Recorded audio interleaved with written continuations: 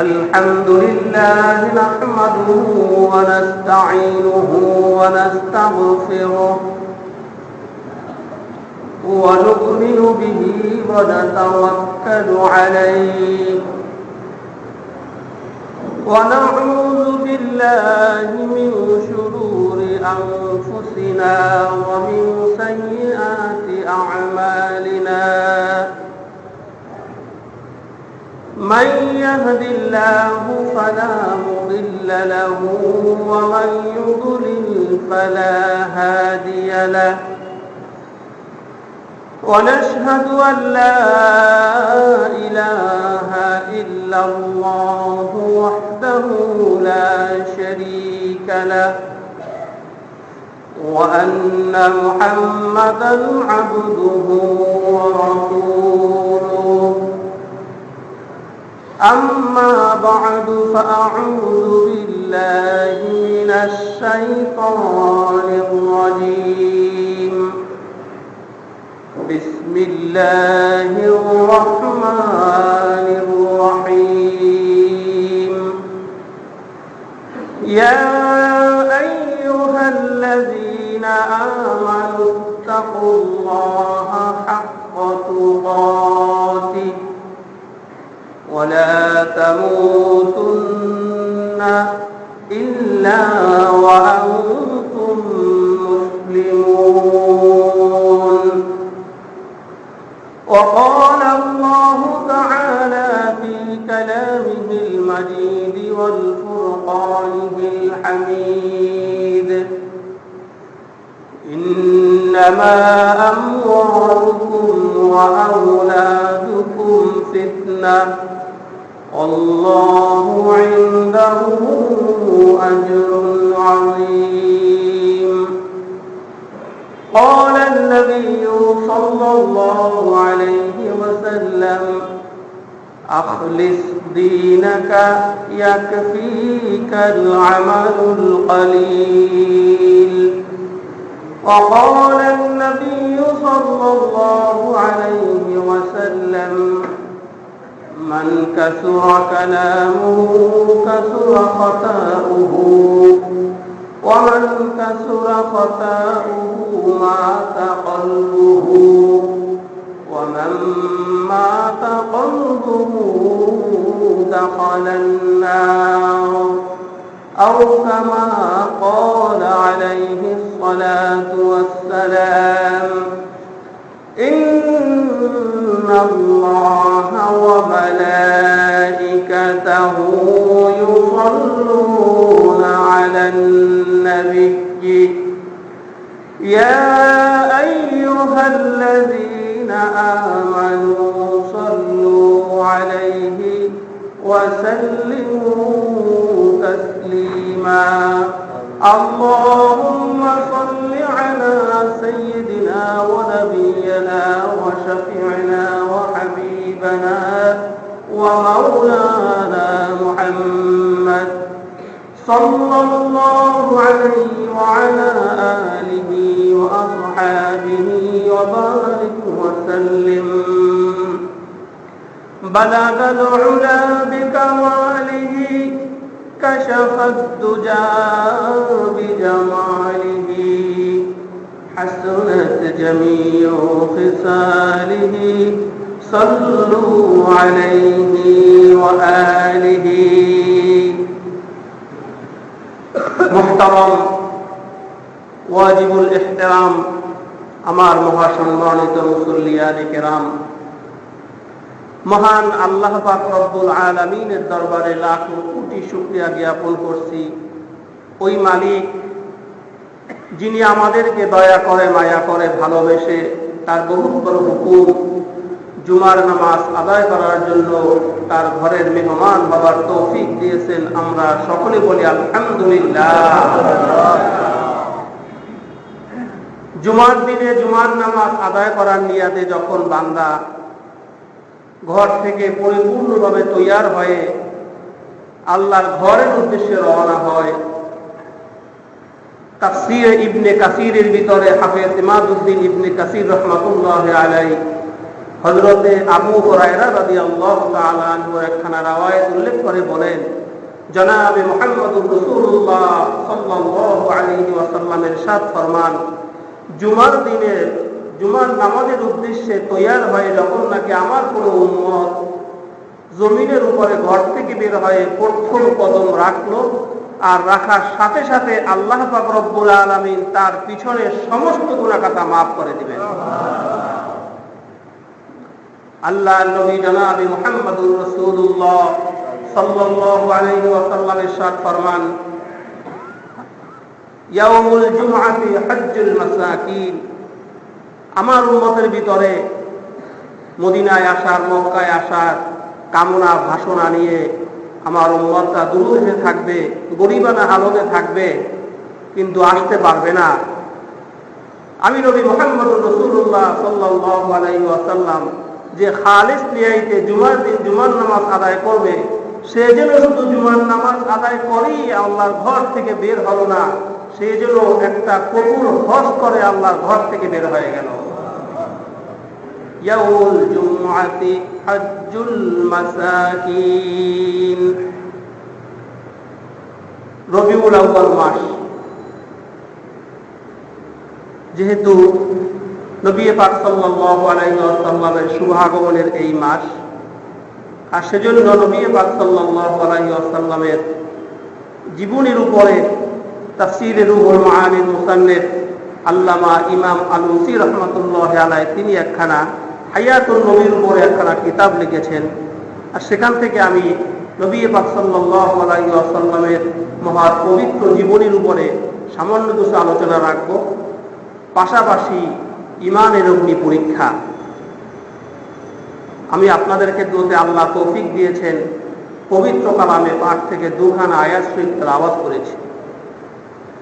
পবিত্র কালামে পাকের সবচেয়ে বড় একটা মুজিজা হলো এই যে কালামে পাকের তাফসীর শুরু হবে আর কোনোদিন কিয়ামত হয়ে যাবে, তাফসীর শেষ করা সম্ভব হবে না। এটা হচ্ছে পবিত্র কালামে পাকের বড় একটা মুজিজা।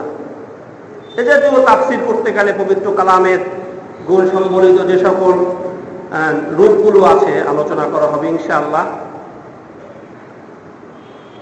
আমি আপনাদের খেদমতে যে আয়াতখানা তেলাওয়াত করেছি, ইয়া আইয়ুহাল্লাযীনা আমানুত্তাকুল্লাহ, আল্লাহ রাব্বুল আলামিন ঈমানদার বান্দাদেরকে বলেছে। কোরআন শরীফে বহু জায়গায় ঈমানদার বান্দাদেরকে আল্লাহ উদ্দেশ্য করে বলেছেন, ইত্তাকুল্লাহ, আল্লাহকে ডরাও, হাক্কা তুকাতিহি, ডরানোর মতো করে ডরাও। অতঃপর আল্লাহ বলেছেন, সাবধান, ওয়ালা তামুতুন্না ইল্লা ওয়া আনতুম মুসলিমুন, সাবধান, মুসলমান না হইয়া তোমরা মৃত্যুবরণ করো না, মুসলমান না হইয়া তোমরা কবরে এসো না। তো ঈমানদারদেরকে আল্লাহ সম্বোধন করেছেন। ঈমান হয়েছে গুরুত্বপূর্ণ একটা বিষয়। আল্লাহ পাক রব্বুল আলামিন 1 লক্ষ মতান্তরে 2,24,000 পয়গম্বর আল্লাহ দুনিয়াতে প্রেরণ করেছেন।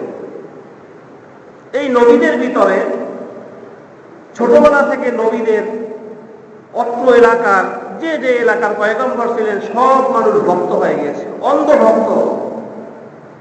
নবীরা মিথ্যা কথা বলতেন না, সৎ চরিত্রবান, নরম স্বভাবের, ইনসাফওয়ালা, আমানতওয়ালা, মাসুম, কোনো পাপ করতেন না। এই জন্য এলাকার সব মানুষ নবীদের খুব পছন্দ করতেন, ভালোবাসতেন। যখনই নবীরা বলছে ইয়া আইয়ুহান নাস কুলু লা ইলাহা ইল্লাল্লাহু তুফলিহুন, যখনই নবীরা বলছে লা ইলাহা ইল্লাল্লাহ, তখনই সেই যুগের কিছু ধর্ম ব্যবসায়ী, কিছু মুনাফিক, বেঈমান, কাফের নবীদের উপরে জুলুম, অত্যাচার আর নির্যাতনের স্টিম রোলার চালু করে দিয়েছে। কালেমার দাওয়াত দিতে গিয়ে আল্লাহ রাব্বুল আলামিনের নবীদের ভিতরে অনেক নবীদেরকে সেই জাহিলি যুগে বনী ইসরাইলের লোকেরা করাত দিয়ে দ্বিখণ্ডিত করে ফেলেছে, নবীদেরকে পাথর মেরেছে, অগ্নিকুণ্ডে নিক্ষেপ করেছে। আর এই সম্পর্কে আল্লাহ রাব্বুল আলামিন পবিত্র কালামে পাকে কোনো মানুষের দৃষ্টান্ত নয়, আল্লাহ নিজেই দৃষ্টান্ত দিয়েছে এবং সুস্পষ্ট জানিয়ে দিয়েছে যে দেখুন, নামাজ জীবনে কাজা হয়েছে, হয়তো অনেক সময় রোজা রাখতে পারিনি, হয়তো বা যাকাতও আমরা অনেকে দিতে পারিনি। আল্লাহর কাছে আত-তাইবু মিনাজ যামবি কামান লা যামবা লাহু, বান্দা তওবা করলে এমন হয়ে যাবে যে সে বান্দা যেন জীবনে কোনোদিন আর পাপ করে নাই, অর্থাৎ আল্লাহ তার পিছনে সব গুনাহ খাতা মাফ করে দিবেন। তবে ঈমানের ক্ষেত্রে আল্লাহ লা ইলাহা ইল্লাল্লাহু মুহাম্মাদুর রাসূলুল্লাহ, ঈমান আনার ক্ষেত্রে আল্লাহ কাউকে কোন রকমের কনসিডার করার সুযোগ দেয়নি। আল্লাহ রাব্বুল আলামিন বলেন, দরাবাল্লাহু মাসালান লিল্লাযীনা কাফারু ইমরাআতা নূহিন ওয়া ইমরাআতা লূত। আল্লাহ বলেন, আমার দুইজন প্রিয় বান্দা, একজন হলো হযরতে নূহ আলাইহিস সালাম, আর একজন হলো হযরতে লূত আলাইহিস সালাম। এই দুইজন আমার কাছের বান্দা, আমার পয়গম্বর, তাদের দুই স্ত্রী আল্লাহর নবীর সাথে ঘর করেছে, সংসার করেছে, আল্লাহর নবীর কামাই করা রিজিক খেয়েছে, আল্লাহ নবীর সাথে শয্যা যাপন করেছে, আল্লাহ নবীর সন্তান তারা গর্ভে ধারণ করেছে, করা সত্ত্বেও আল্লাহর নবীর স্ত্রী হওয়া সত্ত্বেও আল্লাহ রাব্বুল আলামিনের দ্বীনকে তারা গ্রহণ করে নাই। কয়জন নবীর স্ত্রী? দুইজন নবীর স্ত্রী। যখন মহাপ্লাবন শুরু হয়ে গেছে, আল্লাহ রাব্বুল আলামিন হযরত নূহ আলাইহিস সালাতু ওয়াস সালামকে ডাক দিয়ে বললেন, হে নূহ, তাড়াতাড়ি আপনার উম্মতদেরকে, যারা আমার মুমিন বান্দা আছে, মুমিন বান্দা বান্দীদেরকে নিয়ে আপনি তাড়াতাড়ি আপনার তরিতে আপনি উঠে পড়েন। স্ত্রীর জন্য স্বামীর মহব্বত ভালোবাসা লাগবে। হযরত নূহ নবীর স্ত্রীর নাম তাফসীরে মাআরিফুল কোরআনের ভিতরে আসছেন ওয়ালেগা। এই ওয়ালেগা নামক মহিলাকে নূহ নবী তালাশ করার জন্য লোকালয়ে ঘুরে বেড়াচ্ছে, খোঁজ করতেছে। এক পর্যায়ে যখন ওয়ালেগাকে পেয়ে গেলেন, আল্লাহর পয়গম্বর হযরত নূহ বললেন, আল্লাহর গজব শুরু হয়ে যাইতেছে, ও আল্লাহর বান্দি, তাড়াতাড়ি তুমি আমার সাথে এই কিস্তিতে উঠে পড়ো। নূহ নবীর স্ত্রী ওয়ালেগা বললেন, হে নূহ, তোমার সাথে ঘর করেছি, সংসার করেছি, কিন্তু সারা জীবন জনম্বর ওই দাড়িওয়ালা টুপিওয়ালা ওই মুসল্লিগুলাকে ঘৃণার চোখে দেখেছি, তাদের সাথে আমরা ওই কিস্তির ভিতরে উঠবো না। তোমার খোদায় যদি জলসার দেয়, কত দূরাত দেবে, পাহাড়ের চূড়ায় উঠে বসে থাকবো। ডাক দিলেন আল্লাহর পয়গম্বর নূহ নবী, তার ছেলেকে ডাক দিয়ে বললেন, কেনান রে, তাড়াতাড়ি এই কিস্তির ভিতরে উঠে পড়ো। আল্লাহ বলেন, কি ব্যাপার নূহ, আপনি কেনানকে রাখতেছেন কেন? আল্লাহ, আমি তো বাবা, আমার সন্তানের জন্য আমার কলিজাটা ভেঙে যাচ্ছে, আপনার গজবে তো ও এখনই ধ্বংস হয়ে যাবে, আমার পরিবারের লোক, আমার কি মায়া লাগবে না? এই জন্য আমি আমার ছেলেকে আমি কিস্তিতে রাখতেছি। আল্লাহ রাব্বুল আলামিন বলেন, হে নূহ, ইন্নাহু লাইসা মিন আহলিক, হে নূহ, আপনার ওর যার সন্তান, তাতে কি হয়েছে? সে যখন নাকি ধর্ম গ্রহণ করে নাই, দ্বীন মানে নাই, লা ইলাহা ইল্লাল্লাহ দাওয়াতকে কবুল করে নাই, আমি আল্লাহ রাব্বুল আলামিন আপনাকে সুস্পষ্ট জানিয়ে দিলাম, সে আপনার পরিবারস্থ কোনো লোক হতে পারে না। দ্বিতীয়বার যদি আপনি আপনার ছেলে কেনানকে যদি ডাক দেন, তাইলে আমি আল্লাহ আপনাকে সাবধান করে দিলাম, আমি কিন্তু আপনার নবুয়তির দপ্তর থেকে নাম কেটে দিব। ঈমান আনার ক্ষেত্রে আল্লাহ কোন রকমের কাউকে ছাড় দেয় নাই।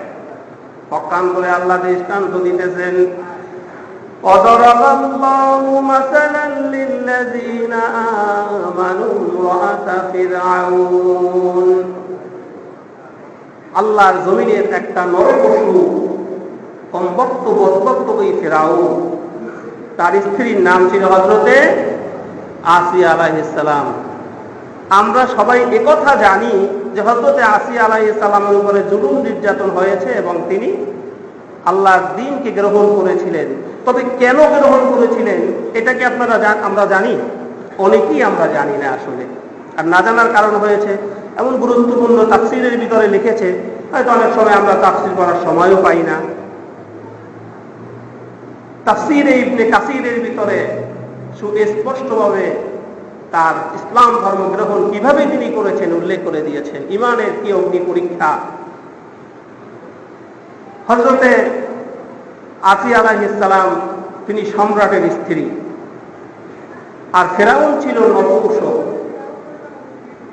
আমি একবার এই বয়ান করেছিলাম, আমাকে বলছেন হুজুর আসিয়ার তো 7টা সন্তান ছিল। আমি বললাম কে বললো?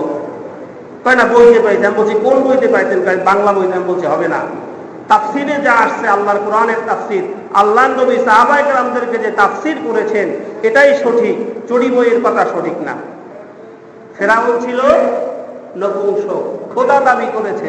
মা আসিয়া মাঝে মাঝে ঝগড়া করত, তুমি কেমন খোদা হইলা, তুমি নিজেই নিজের সন্তান আনতে পারো না, আর তুমি খোদা দাবি করে বসে রয়েছো, আর একজনকে তুমি আবার ছেলে সন্তান দিবা কিভাবে? এভাবে তার সাথে মোটামুটি ঝগড়া বাঁধত। ঘরের বউ সে তাকে খোদা বলে মানত না। এই ফেরাউনের একজন দারোগা ছিল, দারোগার স্ত্রী মুসা আলাইহিস সালামের কালেমার দাওয়াত গ্রহণ করে তিনি মুসলমান হয়ে গেছে। ফেরাউনের একটা পালক মেয়ে ছিল, এই মেয়ের মাথায়, ওই দারোগার স্ত্রী তার ওই মেয়ের বান্ধবী ছিল, মাথায় চুল আঁচড়াতো। মহিলাদের সচরাচর এটা একটা সৃষ্টিগত আল্লাহর পক্ষ থেকেই আসছে এই অভ্যাস। এক জায়গায় বসলে মহিলারা মাথায় বিলি দেয়, আর দুনিয়ার যত কথা আছে সব কিছু, ভয়েস অফ আমেরিকা, বিবিসি লন্ডনের যত সংবাদ সব তারা আলোচনা করে। তো সেখানে কথাবার্তা বলতে বলতে হঠাৎ করে চিরুনিটা হাত থেকে মাটিতে পড়ে গেছে, দারোগা আর বিবি সাহেব আর স্ত্রীর হাত থেকে। তো ওই সময় আমাদের দেশেও আছে, দেখেন কিছু কিছু কুসংস্কার, যেমন সকালবেলা ঘর থেকে বের হওয়ার সময় খালি কলসি দেখে যাওয়া, পরীক্ষা দিতে যাওয়ার সময় ডিম খেয়ে না যাওয়া, এ জাতীয় বেশ কিছু কুসংস্কার আমাদের সমাজে এখনো কিন্তু দেখা যায়। তো ওই সময় একটা কুসংস্কার ছিল, চিরুনি যদি হাত থেকে পড়ে যায় তো ওইটা একটা অশুভ লক্ষণ। তো চিরুনিটা পড়ে গেছে বল, ফেরাউনের সেই পালক কন্যা হাত থেকে উঠে এক পর্যায়ে তিনি বলেছেন, এই চিরুনিটা হাত থেকে পড়েছে, মুসা বরদোয়া করছে, এই জন্য মুসার উপরে যারা ঈমান আনছে এ সবগুলা ধ্বংস হইয়া যাক। তো এই কথাটা আর বরদাস্ত করতে পারে নাই দারোগার স্ত্রী হাত থেকে চিরুনিটা ছিনিয়ে নিয়ে বলছে যে খোদাই দাবি করেছে তোমার বাবা, সে খোদা হবার অযোগ্য। আমি বললাম আল্লাহ তুমি তোমার পয়গম্বর মুসাকে এবং তার উপরে যারা ঈমান এনেছে তুমি তাদের সকলের উপরে রহমত নাজিল করো। আর দেখো এখন এই মাত্র যে মুসা আলাইহিস সালামকে বরদোয়া করেছে তার বাবাকে সহ ফেরাউনের সবাই উপর আল্লাহ তুমি গজব নাজিল করে দিও। ঘুরিম করে বের হয়ে গেছে, আমার বাবার চাকরি করো, আমার বাবারটা খাও, আর আমার বাবার বিরুদ্ধে, আমার বাবার দুশমন সেই মুসার দ্বীনকে তুমি গ্রহণ করেছো, বাবার কাছে গিয়ে বিচার দিয়েছে। অর্ডার করলেন ফেরাউন, ধরে নিয়ে আসো দারোগাকে, দারোগার স্ত্রীকে। রাজসভায় পরামর্শ বৈঠক বসলেন, এদেরকে কি শাস্তি দেওয়া যেতে পারে। তো বিচারকরা সেখানে বসে মতামত দিলেন রাজসভায় সবাই, যে ডেগের ভিতরে গরম তেল জাল দিয়ে সেই তেলের ভিতরে এই মহিলাকে, মহিলার 3টা সন্তান আছে, সন্তান সহ এই ডেগের ভিতরে ফেলে দেবেন। এটা দেখে আর কেহ মুসার ধর্ম গ্রহণ করবে না। দারোগার বিবি সাহেবাকে পাকড়াও করে নিয়ে গেলেন। এক পর্যায়ে দারোগাও বলছে, হ্যাঁ আমিও মুসার দ্বীন গ্রহণ করেছি। মিথ্যা কথা বলে লাভ কি? সে যুগে মানুষ মিথ্যা কথা বলতো না, কাফেররাও মিথ্যা কথা কম বলতো।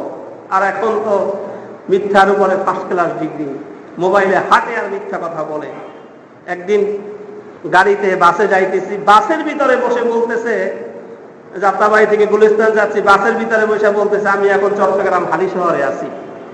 তো আমি বললাম যে ভাই এত বড় একটা মিথ্যা কথা বলেন, একা একা বললেও তো হয়েছে, এতগুলো লোকের সামনে মিথ্যা কথা বলতে পারলেন আপনি? তো এভাবেই হচ্ছে মানুষ মিথ্যা কথা বলে। তো তাই আল্লাহর বান্দা সে মিথ্যা কথা আর বলে নাই, আমি ঈমান এনেছি। কমবক্ত ফেরাউন ব্যাগের ভিতরে তৈল গরম করলেন, অতঃপর আল্লাহর বান্দি তার প্রথম সন্তানকে ফুটন্ত তৈলের ভিতরে ফেলে দিলেন, দ্বিতীয় সন্তানকেও ফুটন্ত তৈলের ভিতরে ফেলে দিলেন। ফেরাউনের স্ত্রী হযরতে আসিয়া তার বালাখানার একটা ছিদ্র দিয়ে অথবা একটা জানালা দিয়ে তাকিয়ে তাকিয়ে এই দৃশ্য দেখতে আছে। যখন দুগ্ধ পশু 40 দিনের ছোট্ট একটা মাসুম বাচ্চা ছিল, ওই মহিলা যখন ব্যাগের ভিতরে ফেলে দিয়েছে, 40 দিনের শিশু কথাও বলতে পারে না, কিন্তু ওই ফুটন্ত তৈলের ভিতরে ডাক দিয়া বলতেছে, আম্মু তুমি ভয় পেও না, তুমি ঘাবড়াইয়া যাইও না, তুমি কর্মহত হইও না, আমি সাক্ষ্য দিতেছি আমার যে 2 ভাইয়াকে কিছুক্ষণ পূর্বে এই তৈলের ভিতরে ফেলে দিয়েছে ওই কমবক্ত বদবক্ত ফেরাউন, আমি তোমাকে সাক্ষী দিলাম, আমি একটু আগে দেখেছি আমার 2 ভাইয়া জান্নাতের ভিতরে পাখির মতো উড়ে ঘোরাফেরা করতেছে। আম্মু তুমি ভয় পেও না, তুমি ঘাবড়াইও না, তুমি কোন রকমের ভয় পেও না, তুমি এই ধর্ম ত্যাগ করবা না, আমরা সঠিক ধর্মের উপরে আছি, সঠিক ধর্মের উপরে আছি। এমন সময় পদভক্ত ফেরাউনের সঙ্গী সাথীরা ওই মহিলাকে ফুটন্ত তৈলের ভিতরে ফেলে দিয়েছিলেন। এই ঘটনা সেখানে যারা ছিল সবাই দেখছে, দেখা ওই মজলিসে সবাই মুসলমান হয়ে গেছে। বিবি আসিয়া তিনিও দেখেছেন ছিদ্র দিয়া। একদিন ফেরাউন রাজসভার একজন বড় মিনিস্টারকে ডাক দিয়ে বললেন, কি খবর, কোনো খোঁজ খবর রাখো কিনা? বলে, জাহাপনা কি হয়েছে? খবর রাখো কিনা, আমার ঘরের বিবি আসিয়া তো মুসার দিন গ্রহণ করেছে। মুসা আলাইহিস সালাম হযরতে মা আসিয়ার পুত্র না, গর্ভে ধারণ করে না, তার হাতেই তো বড় হয়েছে, তাই না?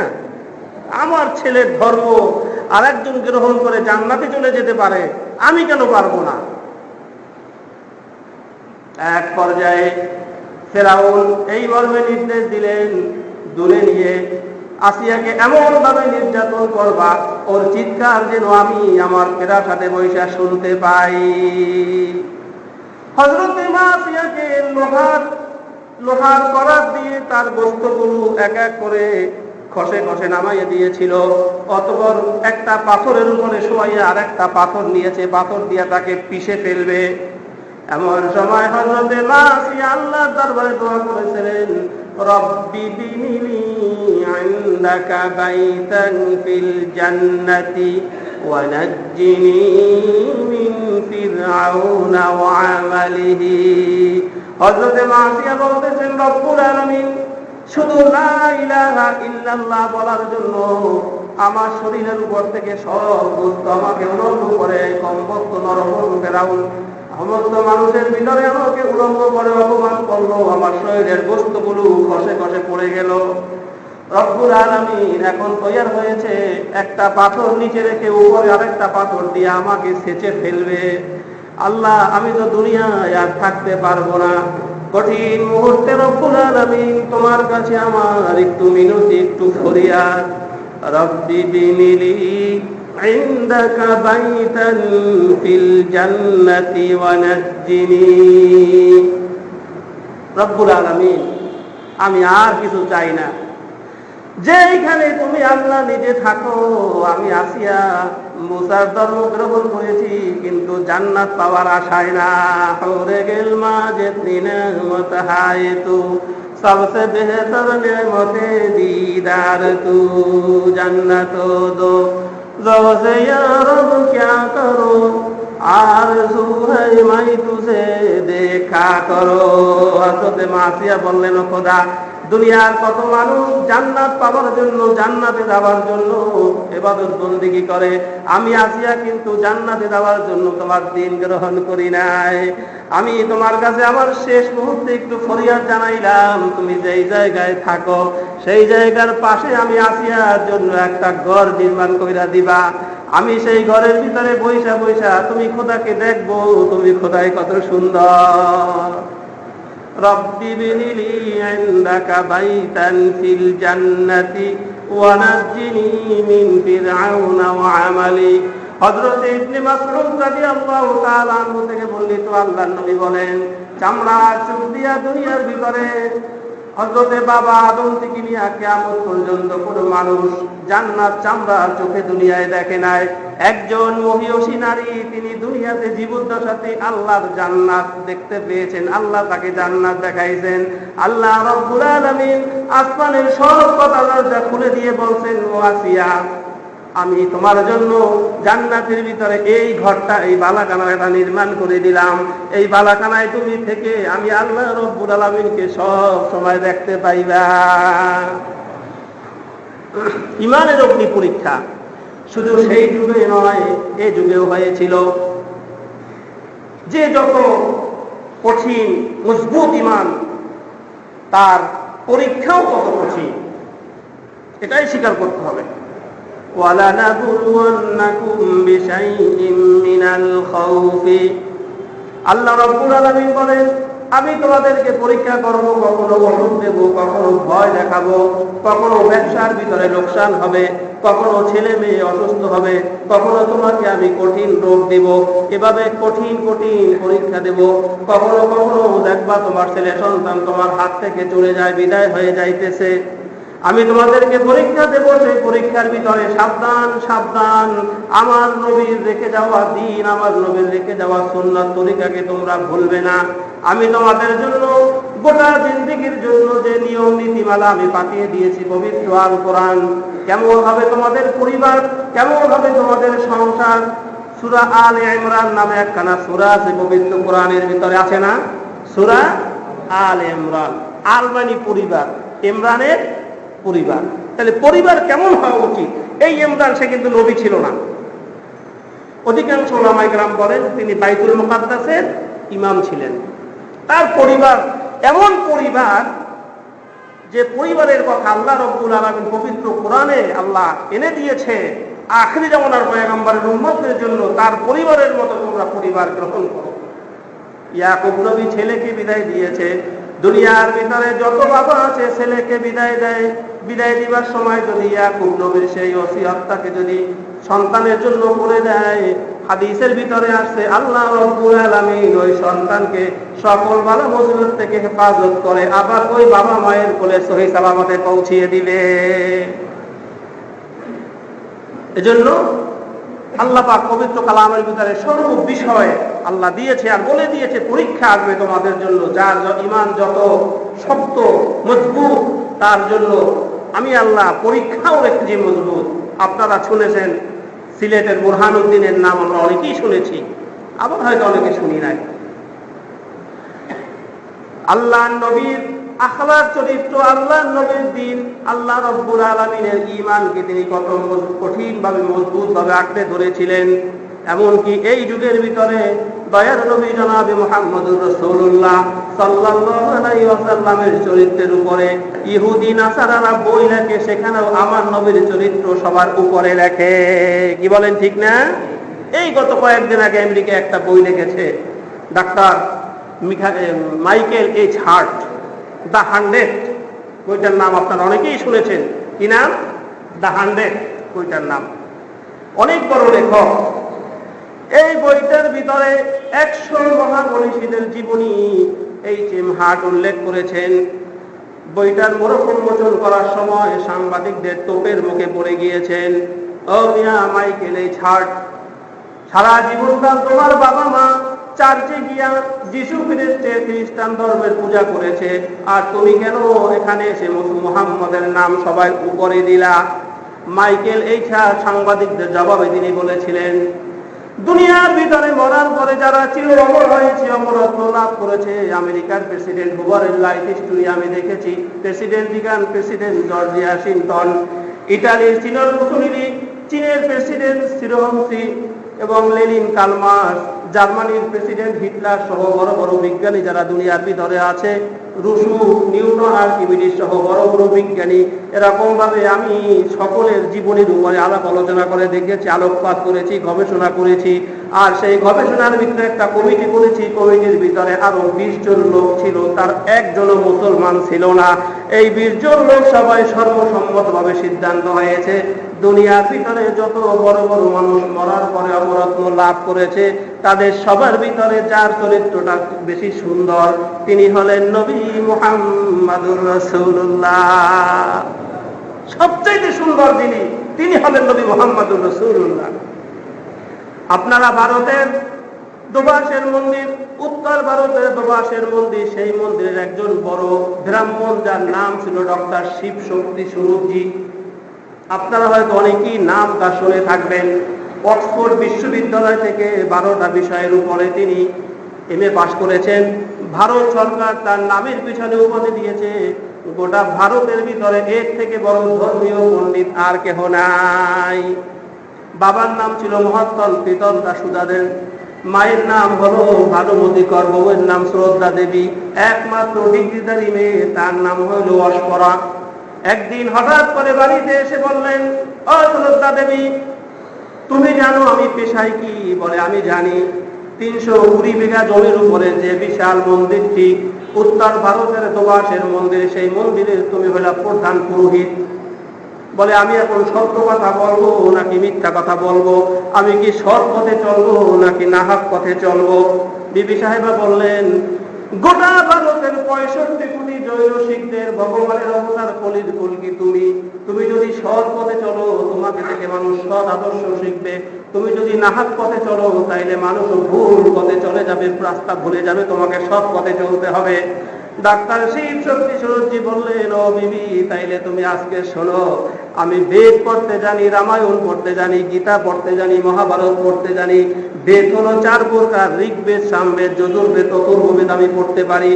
ইহুদি ধর্মগ্রন্থ হলো 5 প্রকারের, জিনোসিস, এক্সোডাস, লেভিটিকাস, নাম্বার অফ ডিউটারোনমি আমি পড়তে পারি। ও শ্রদ্ধা দেবী, তুমি জেনে রাখো আমি মুসলমানদের কোরআন এক জায়গায় দাঁড়িয়ে শুরু থেকে শেষ পর্যন্ত পড়তে পারি এবং এক জায়গায় দাঁড়িয়ে তার অর্থ, তাফসীর এবং মানিও বলে দিতে পারি। আমি কি সত্য কথাই বলবো? কাহা বলেন। ডাক্তার শিব শক্তি স্বরূপজি বললেন, যদি সত্যি কথাই যদি আমাকে বলতে হয় তাইলে সত্য কথা শুনে নাও। লা ইলাহা ইল্লাল্লাহু মুহাম্মাদুর রাসূলুল্লাহ। এর থেকে সত্য কথা দুনিয়ার ভিতরে আর একটাও খুঁজে পাইবা না। সবচেয়ে সত্য কথা হলো এটা।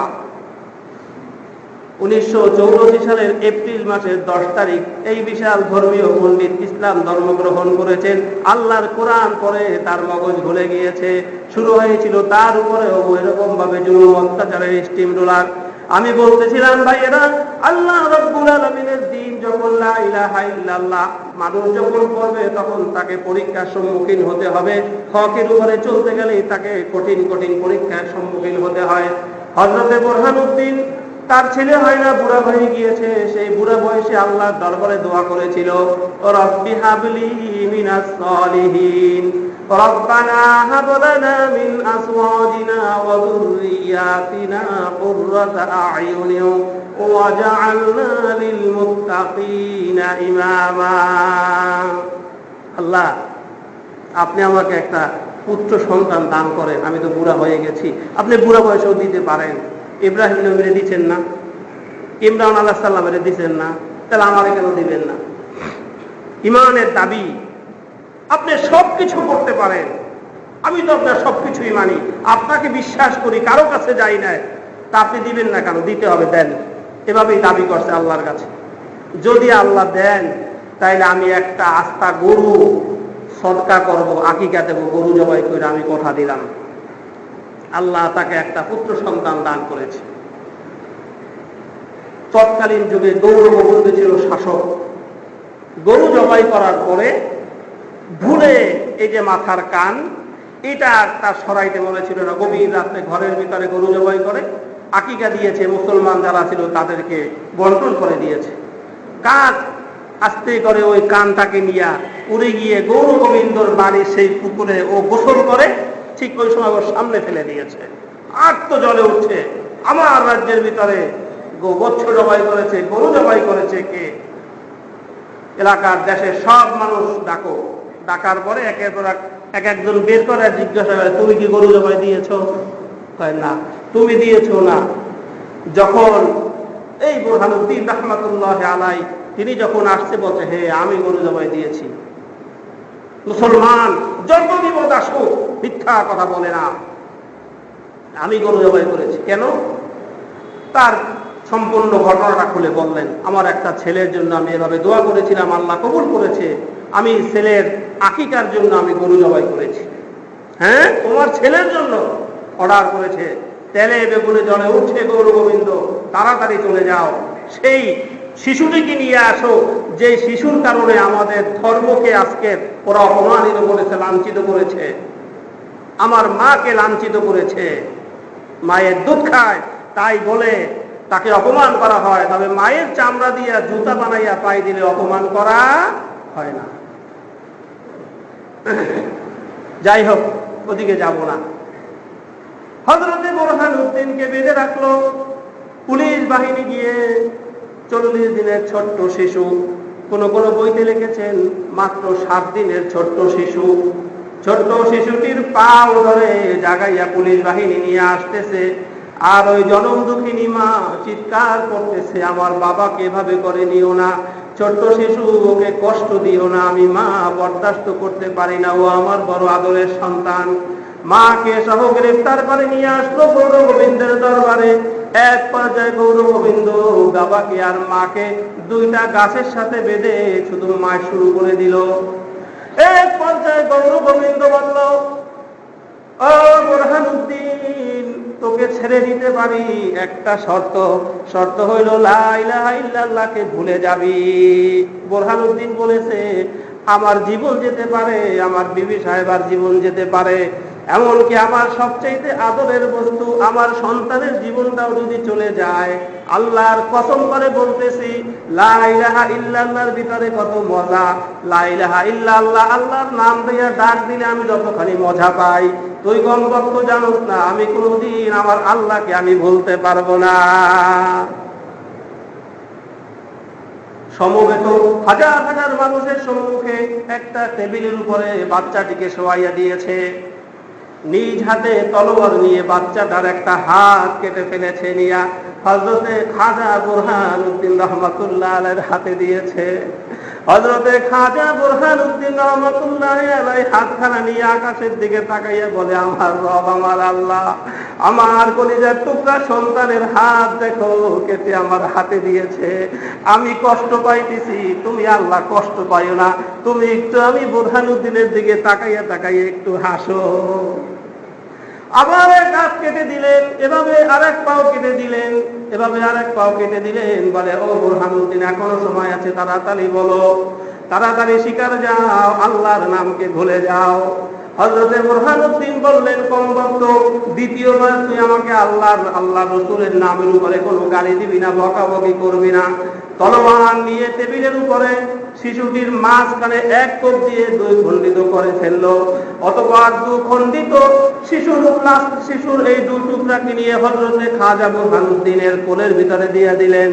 সন্তানের 2 টুকরা নিয়ে হযরতে খাজা বুরহানুদ্দিন রহমাতুল্লাহ আলাইহি আল্লাহ রব্বুল আলামিনের দরবারে হাত তুলে দোয়া করেছেন, রব্বুল আলামিন, দুনিয়ার ভিতরে এমন কোন বাবা আছে এই কঠিন মুহূর্তে বাবা ঠিক থাকতে পারে? আমি বুরহানুদ্দিনের কলিজা ভেঙে গিয়েছে মাওলা, এই কঠিন মুহূর্তে আমি বুরহানুদ্দিন তুমি খোদাকে কিন্তু ভুলি নাই। লা ইলাহা ইল্লাল্লাহু মুহাম্মাদুর রাসূলুল্লাহ। আল্লাহ বলেন, ও দুনিয়ার মানুষ, যত ঝড় তুফান আসবে আমি আল্লাহকে তোমরা ভুলবা না। ইয়া আইয়ুহাল্লাযীনা আমানুত্তাকুল্লাহা হাক্কা তুকাতিহি ওয়া লা তামুতুন্না ইল্লা ওয়া আনতুম মুসলিমুন।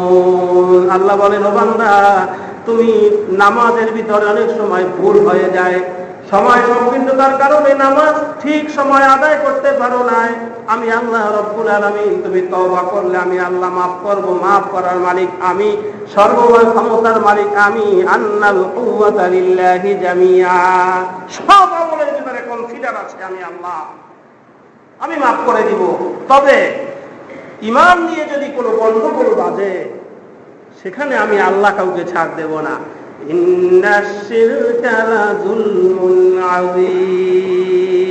ঈমানের ভিতরে কোন রকমের ভেজাল করলে কাজ হবে না।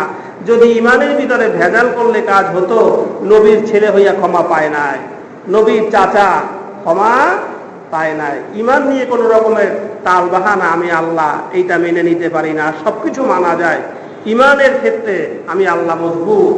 আল্লাহ বলতেছেন, এজন্য মানুষ দুইটা কারণে ঈমানের উপর থেকে সরে যায়।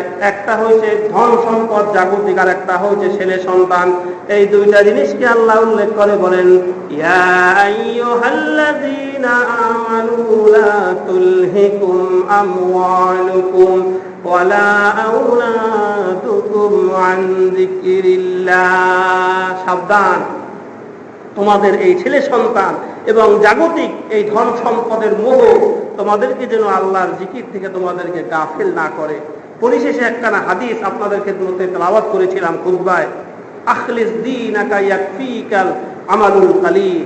আল্লাহ নবী বলেন, যদি তোমার ঈমান যদি পরিপূর্ণ হয়, খালেস হয়, নির্ভেজাল যদি হয়, কোনো ভেজাল থাকে না, আমার বিপদ, আমার আপদ, আমার রোগ, আমার ঘর, আমার সংসার, আমার প্রয়োজন, যেখানে যা কিছু আছে সবকিছু একমাত্র দেওয়ার মালিক হইল আল্লাহ।